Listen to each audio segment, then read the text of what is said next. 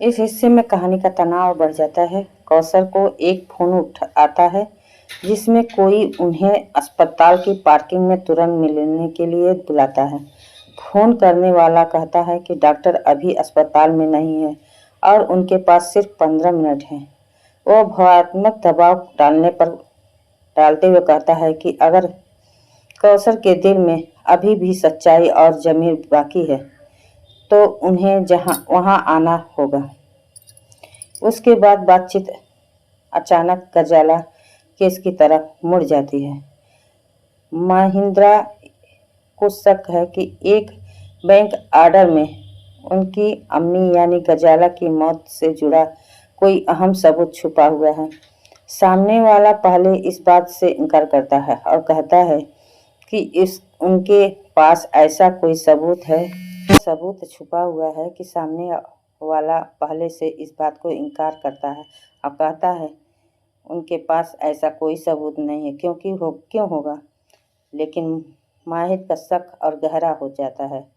वे ज़बरदस्ती bank order मांगने लगते हैं।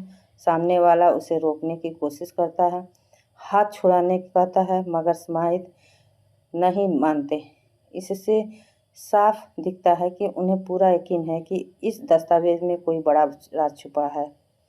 अंत में अचानक माहिर अब सच जानने के लिए किसी की भी हद तक जाने की तैयार है। कौशल और बाकी लोग शायद कोई पुराना राज छुपा रहा है।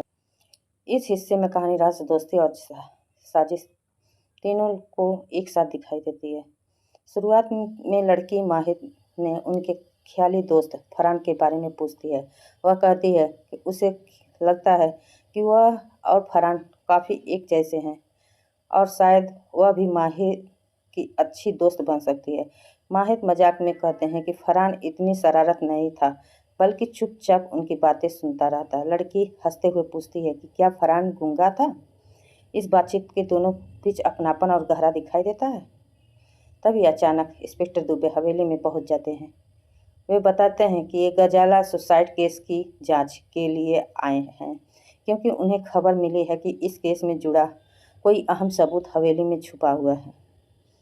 हवेली में बुजुर्ग महिला ऊपर से शांत रहती है। उनकी बुआ, माहिर की बुआ, और तलाशी इजाज़त दे रही है, लेकिन उनको शब्दों में साफ लगता है कि उन्हें पुराने राज के खुलने का डर है। वे ताना मारती हैं, कहती हैं कि माहिर 15 साल का पुरानी कब्र फिर से खोदने का फैसला कर लिया।